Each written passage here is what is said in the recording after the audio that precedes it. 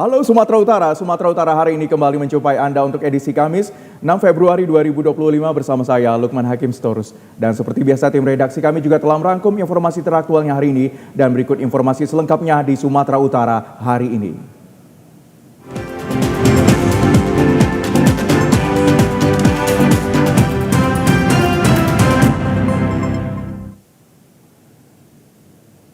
Ya, Saudara, Polres Batubara musnahkan 15.000 butir pil ekstasi dan 4 kg sabu yang merupakan barang bukti hasil pengungkapan kasus pada akhir Desember 2024 lalu.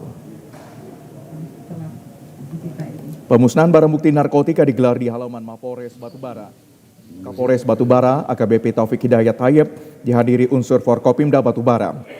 Sebelum dimusnahkan, tim laboratorium forensik Polda Sumatera Utara melakukan pengujian keaslian barang bukti narkotika tersebut. Barang bukti narkotika yang dimusnahkan ini merupakan hasil pengungkapan Satuan Reserse Narkoba Polres Batubara saat jelang pergantian tahun lalu. Dalam pengungkapan kasus tersebut, polisi juga telah mengamankan 4 orang tersangka. Selanjutnya, barang bukti 15.000 butir pil ekstasi dimusnahkan dengan cara di blender, kemudian direbus menggunakan air panas bersama barang bukti 4 kg sabu. Kapolres Batubara mengapresiasi keberhasilan jajarannya dalam pengungkapan kasus peredaran narkotika tersebut. Namun ia juga prihatin karena masih tingginya kasus peredaran dan penyalahgunaan narkotika. Kapolres Batubara berkomitmen akan terus melakukan pemberantasan peredaran dan penyalahgunaan narkotika untuk menyelamatkan para generasi muda. Barang bukti, ya, ada sabu 4 kilo ditambah 15.000 butir ekstasi. Sekali lagi, tugas kita, tugas saya, tugas Ibu Kepala BNN, tugas Bapak Kajari, dan tugas semua masyarakat untuk sama-sama berperang dengan yang namanya narkoba.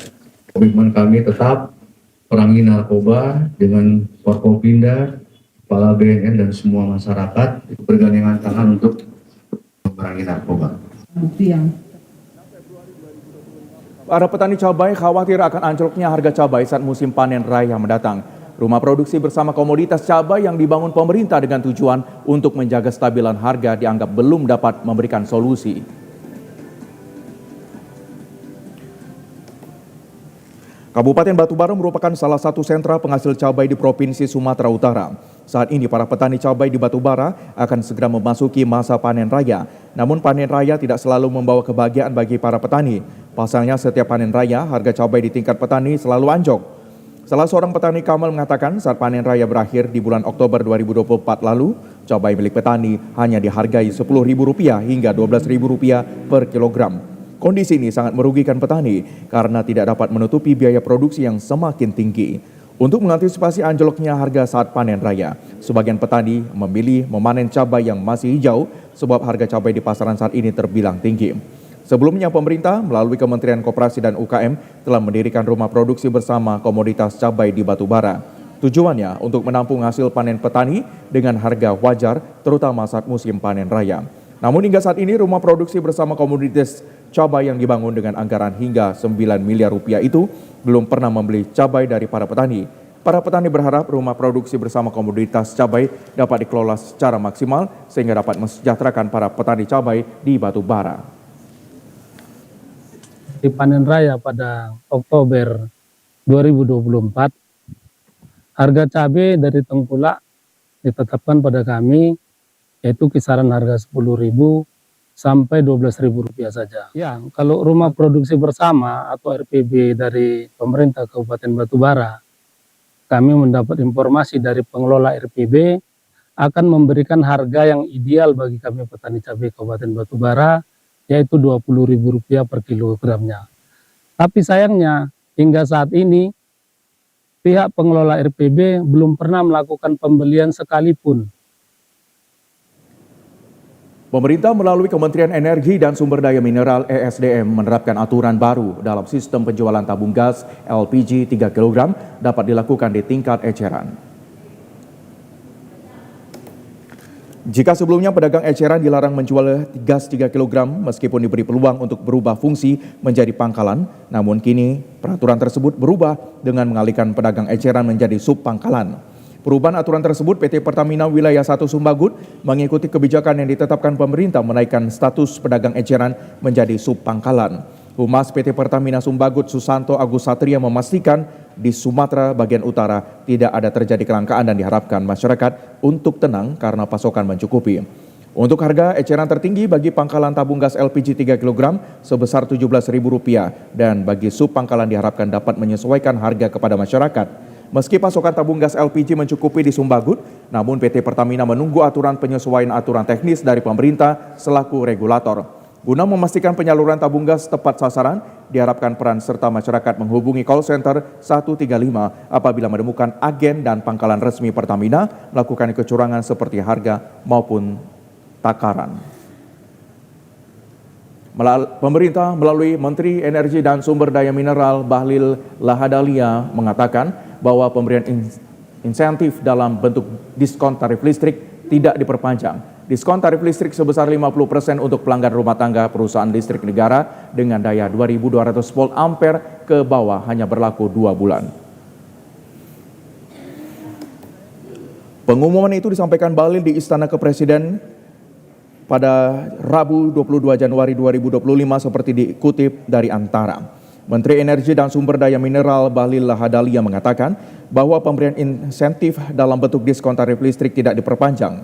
Diskon tarif listrik sebesar 50% untuk pelanggan rumah tangga perusahaan listrik negara atau PT PLN Persero dengan daya 2.200 volt ampere ke bawah hanya berlaku 2 bulan. Dengan demikian, pelanggan prabayar dapat memanfaatkan diskon tarif listrik 50% melalui pembelian token hingga Jumat 28 Februari 2025. Sementara potongan harga yang berlaku bagi pelanggan pasca bayar diberikan untuk tagihan listrik pada Januari dan Februari 2025. Adapun pembayaran tagihan listrik periode Januari bagi pelanggan pasca bayar dapat dilakukan pada 1 hingga 20 Februari 2025. Sedangkan tagihan periode Februari dibayarkan pada 1 hingga 20 Maret 2025. Ketentuan batas waktu pembayaran rekening yang jatuh pada tanggal 20 setiap bulannya diatur dalam Surat Perjanjian Jual Beli Tenaga Listrik SPJPTL. Meskipun pelanggan prabayar dapat membeli token listrik PLN dengan potongan harga sebesar 50% hingga Jumat 28 Februari 2025, akan tetapi PLN memberlakukan ketentuan batas maksimal pembelian KWH listrik per bulan. Kementerian Hukum dan HAM melalui Direktorat Jenderal Imigrasi dan Direktorat Jenderal Pemasyarakatan meningkatkan efisiensi dalam pelayanan publik. Salah satu program unggulannya adalah digitalisasi layanan imigrasi yang memungkinkan masyarakat mengurus paspor dan izin tinggal secara online. Untuk mengetahui bagaimana dampak pelayanan digital yang telah dilakukan, kita akan terhubung dengan narasumber kita, Kepala Kantor Imigrasi Kelas 1 Khusus TPI Medan, ada Ibu Reni Elizabeth Munte. Selamat sore Ibu Reni, apa kabar hari ini? Selamat sore Bapak, kabarnya sehat, Alhamdulillah. Bu Reni, kita mau tanya ini, bagaimana respon masyarakat kita atas pelayanan digitalisasi yang diterapkan oleh imigrasi saat ini? Halo? Iya, halo? Siap Bapak? Baik. Oh baik, terima kasih pertanyaannya. Sepanjang memberi pelayanan kepada masyarakat, layanan digital yang sudah dirasakan oleh masyarakat yang kami dapatkan, respon masyarakat tentunya mereka merasa bahwa layanan digitalisasi ini lebih efisien dan efektif Bapak. Kita ketahui bersama memang melalui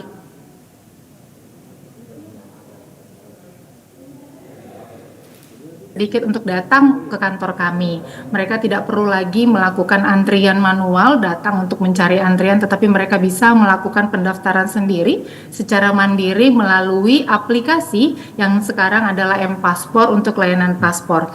Jadi selain mereka itu tidak harus lagi antri secara manual, mereka bisa memilih sendiri tanggal kedatangan mereka sesuai dengan kebutuhan mereka, kemudian mereka bisa memilih kantor imigrasi yang dituju oleh mereka, dan mereka juga ada keunggulannya di mana M-Paspor ini sudah menyediakan satu fitur yang dapat merubah jadwal kedatangan. H-1 mereka bisa merubah sepanjang kuota yang disediakan itu masih tersedia. Jadi tentu dari digitalisasi ini masyarakat bisa merasakan sangat mudah ya Pak ya, karena memang mereka tidak harus beberapa kali lagi datang ke kantor kami. Baik. Demikian Bapak. Ibu Reni, upaya yang dilakukan imigrasi, bagaimana sosialisasi yang dilakukan masyarakat mungkin dari media sosial, mungkin juga bagi pengumuman di media sosial lainnya juga terkait dengan layanan digitalisasi imigrasi ini Bu. Seperti apa sosialisasi yang sudah dilakukan dan capaian yang kepada masyarakat? Baik, imigrasi tentunya dari pusat sampai ke UPT di setiap daerah tentunya sudah melakukan sosialisasi dengan secara masif Pak. baik itu sosialisasi secara manual maupun elektronik. Kita ketahui bersama di setiap kantor pasti telah disediakan petugas yang memang responsif untuk menjawab semua pertanyaan-pertanyaan dari masyarakat. Selain itu, kami juga telah melakukan sosialisasi secara digitalisasi, yaitu melalui kanal-kanal media sosial yang kami sediakan, baik itu melalui website, Instagram, X maupun Facebook, atau apapun yang bisa diakses oleh masyarakat.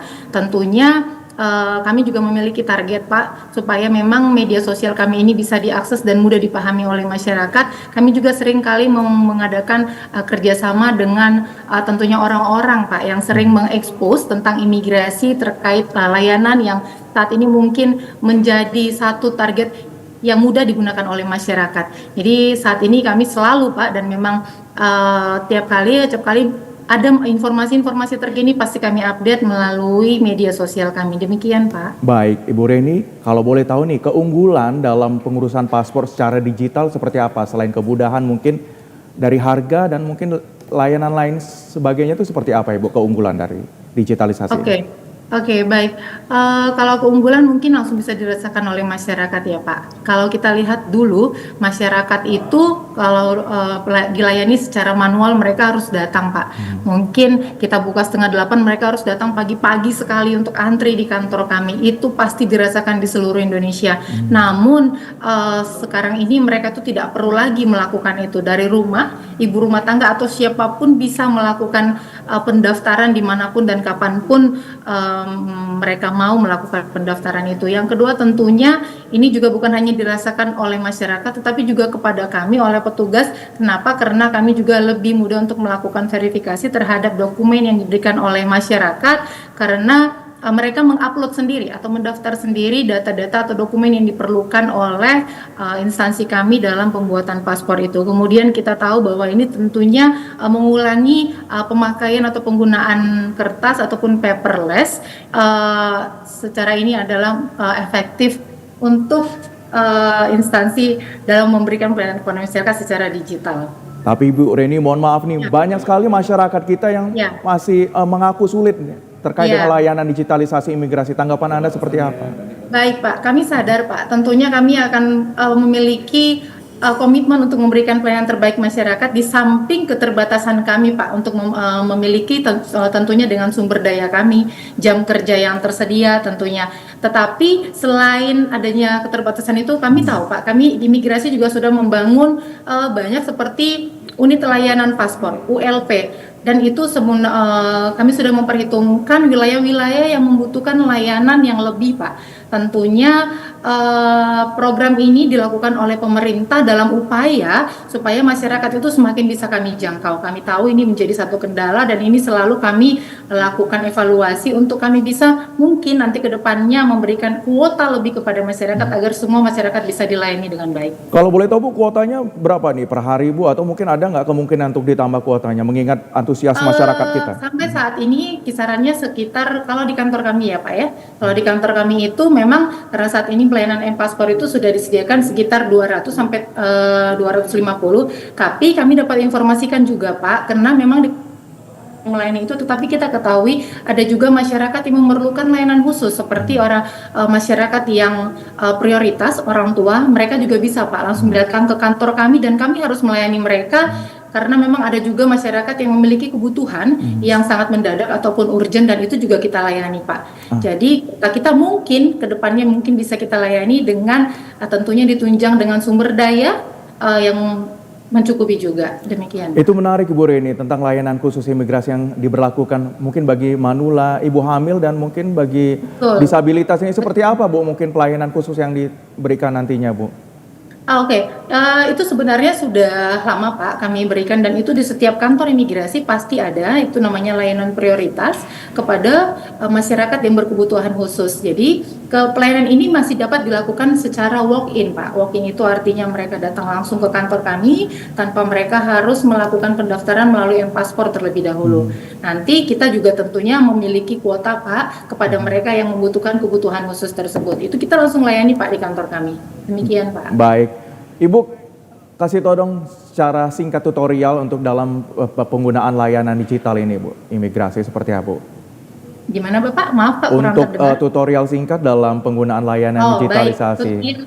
Tutorial layanan digital ya, Pak ya. Ya. Jadi setiap masyarakat yang ingin dilayani pembuatan paspornya itu harus mengakses aplikasi yang namanya M-Paspor. Itu aplikasi tersebut telah tersedia baik melalui Play Store maupun melalui App Store. Dan setelah kita mengakses, kita bisa membuka aplikasi tersebut dan di situ telah tersedia fitur menu-menunya. Yang pertama tentunya kita harus mendaftar dulu Pak. Kita harus memasukkan semuanya dokumen-dokumen yang diperlukan seperti KTP, kartu keluarga, akte kelahiran, apa saja yang dimintakan oleh di dalam aplikasi tersebut. Masyarakat harus menguploadnya termasuk kepada fotonya mereka dan juga surat-surat yang diperlukan. Kemudian setelah itu dipenuhi, mereka bisa memilih Pak, tanggal mereka kapan mau datang ke kantor imigrasi yang dituju tentunya. Nah, setelah semuanya terpenuhi, mereka bisa mengklik OK dan kemudian akan muncul nanti di situ Pak invoice ataupun untuk pembayaran. Kemudian yang bersangkutan harus pergi ke bank persepsi yang dituju yang mereka pilih dan mereka melakukan pembayaran. Setelah mereka melakukan pembayaran, mereka akan datang ke kantor kami sesuai dengan jadwal yang mereka pilih. Kemudian mereka melakukan foto, sidik jari, dan wawancara, dan setelah itu paling lambat 4 hari kemudian mereka bisa mengambil paspor langsung ke kantor kami. Atau ada juga satu pilihan, mereka bisa melakukan itu juga melalui kantor pos yang telah kami sediakan jasanya di sini Pak. Ibu Roini, ini mungkin banyak mewakili pertanyaan masyarakat bagaimana untuk layanan pengguna paspor yang paspornya hilang Bu. Ada nggak kemudahannya Bu mungkin? Baik Bapak. Kebetulan di kantor imigrasi juga sudah ada Pak kemudahan yang diberikan. Ini merupakan satu inovasi juga Pak di kantor imigrasi Medan. Jadi begini Pak, kebetulan memang kan kalau yang paspornya hilang itu mereka harus melampirkan surat kehilangan dari kepolisian. Nah, namun setelah itu mereka datang ke kantor kami, mereka harus dilakukan pemeriksaan. Nah, di kantor imigrasi Medan telah ada satu inovasi yang namanya pemeriksaan BAP sehari jadi Pak. Sesuai dengan ketentuan yang berlaku, jikalau mereka datang nanti dibawa kalau tidak salah pukul 11 siang ya Pak ya, mereka akan kami layani langsung BAP-nya dan akan selesai pada hari itu juga. Jadi tidak akan menambah lagi waktu mereka untuk penyelesaian paspor di proses selanjutnya. Jadi itu salah satu kemudahan khusus untuk yang kehilangan paspor Bapak. Tapi ada katanya denda ya Bu yang diberlakukan dalam pengguna paspor yang hilang begitu. Betul Pak, ya itu telah ditentukan Pak, itu memang sudah diatur di dalam Permen Keuangan bahwa memang ada denda yang harus dibayarkan oleh pemohon sejumlah 1 juta rupiah Pak untuk paspor hilang. Baik, Ibu luar biasa inovasi yang dilakukan terobosan dari digitalisasi, kemudian aturan-aturan khusus bagi para pengguna paspor yang manula, ibu hamil dan lain sebagainya Ibu. Kesiapan SDM sendiri seperti apa Bu dalam digitalisasi ini? Tentunya SDM kami telah siap Bapak dengan semua perbaikan-perbaikan baik secara sistem juga Pak dan secara SDM-nya kita selalu melakukan yang namanya pembinaan-pembinaan secara berkala.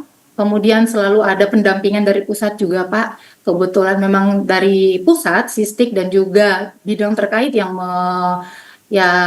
membidangi tentang paspor ini selalu memberikan kepada kita update-update yang terkini. Jadi selalu SDM yang ada di kantor kami itu cukup sigap Bapak dalam menanggapi perubahan-perubahan baik itu secara kesisteman ataupun peraturan yang ada. Demikian Pak. Baik, terakhir Ibu Leni mungkin harapan dan himbauan kepada masyarakat Ibu Leni terkait layanan digitalisasi yang diberlakukan di imigrasi.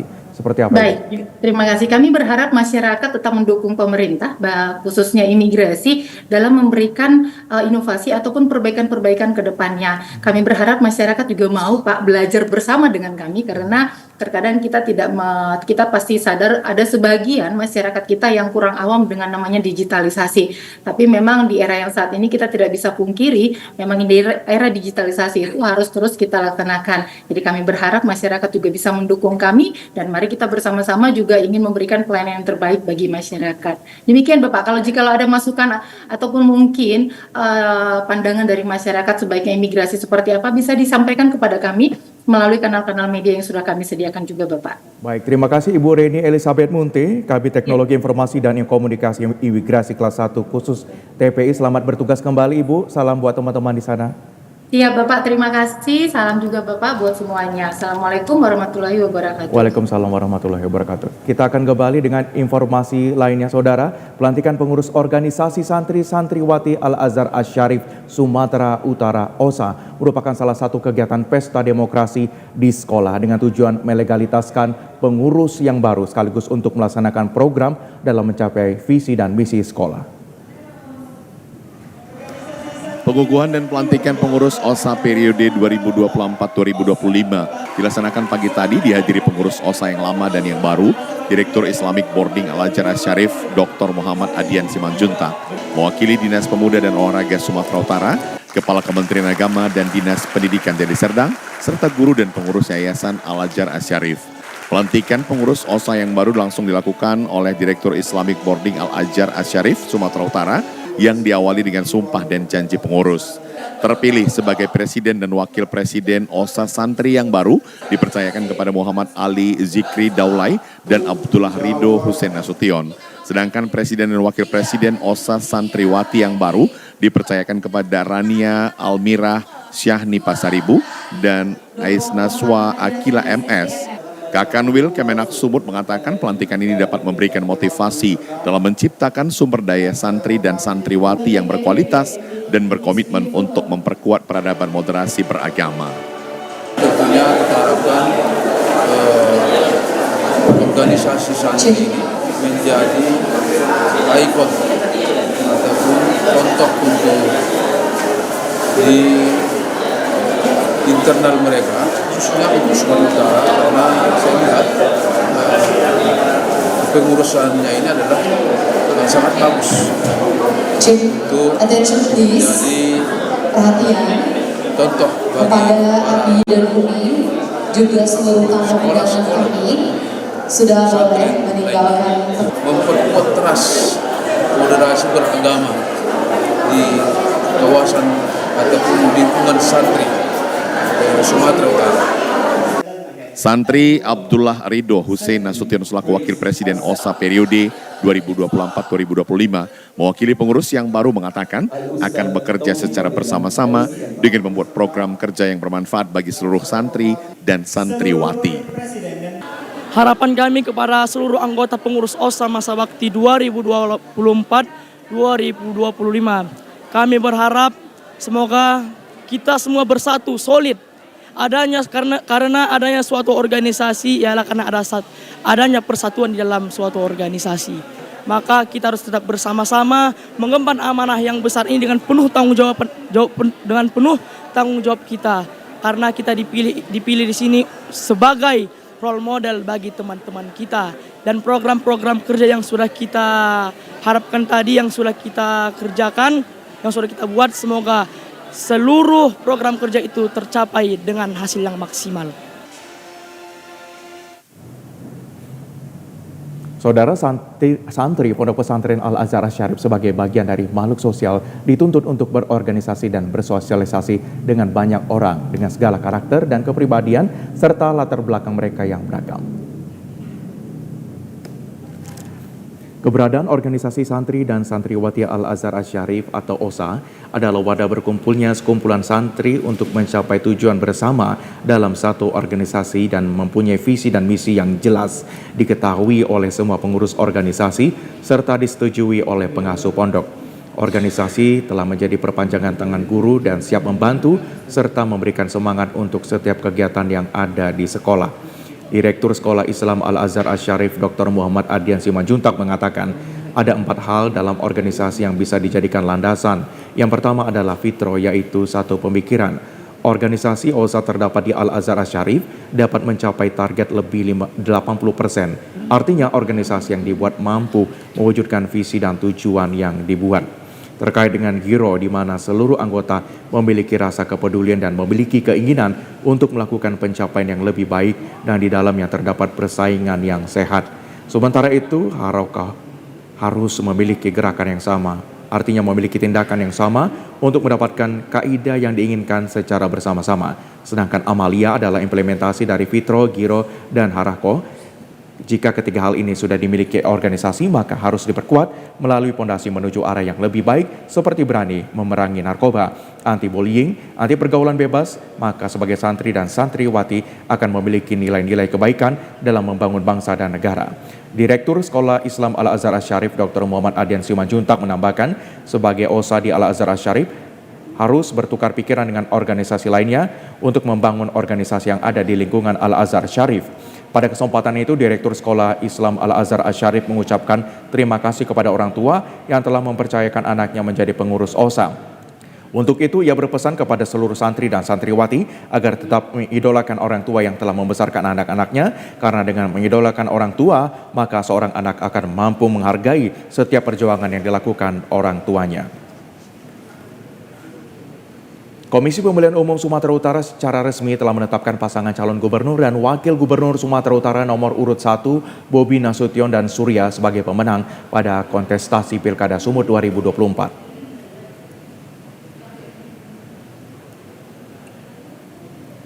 Setelah Mahkamah Konstitusi menolak gugatan pasangan calon gubernur dan wakil gubernur Sumut nomor urut 2 Edi Ramayadi Hasan Basir Sagala terhadap hasil perolehan suara Pilkada Sumut 2024, Komisi Pemilihan Umum secara resmi telah menetapkan pasangan calon nomor urut 1 Bobi Nasution Surya sebagai pemenang Pilkada Sumut 2024 dengan perolehan suara sebanyak 3 juta lebih dan pasangan Edi Hasan dengan perolehan suara 2 juta lebih. Sebelumnya, pasangan calon gubernur dan wakil gubernur Sumut, Edi Hasan dan tim kuasa hukumnya melayangkan gugatan terhadap hasil perolehan suara Pilkada Sumut 2024 dengan dalil terjadinya kecurangan yang terstruktur, sistematis dan masif, serta faktor bencana alam banjir yang mengakibatkan tingkat partisipasi pemilih pada Pilkada Sumut rendah. Namun gugatan ini secara keseluruhan ditolak oleh Majelis Hakim Mahkamah Konstitusi dan memerintahkan KPU Sumut menetapkan pasangan Bobi Surya sebagai pemenang.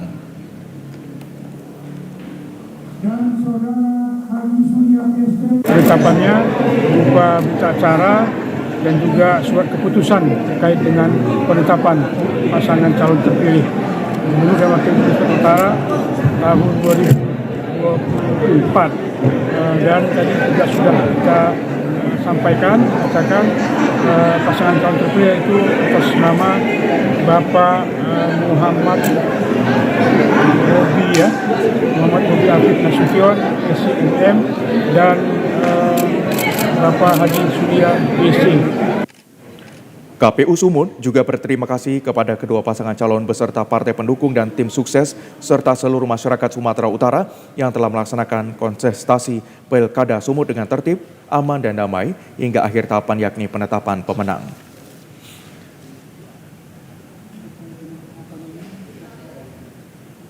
Dan berikut informasi perakhiran cuaca di sejumlah daerah di Sumatera Utara dari Badan Meteorologi, Klimatologi, dan Geofisika Wilayah 1 Medan berlaku untuk besok, Jumat 7 Februari 2025. Halo Sobat BMKG, senang sekali rasanya dapat berjumpa kembali bersama saya Anggun, perakhiran cuaca BBMKG Wilayah 1 yang akan memberikan informasi perakhiran cuaca dan hotspot Provinsi Sumatera Utara yang berlaku untuk Jumat 7 Februari 2025. Untuk dini hari, berawan dan berpotensi hujan ringan di Nia Selatan, Padang Lawas, dan Tapanuli Tengah. Untuk pagi hari, cerah berawan di wilayah Sumatera Utara.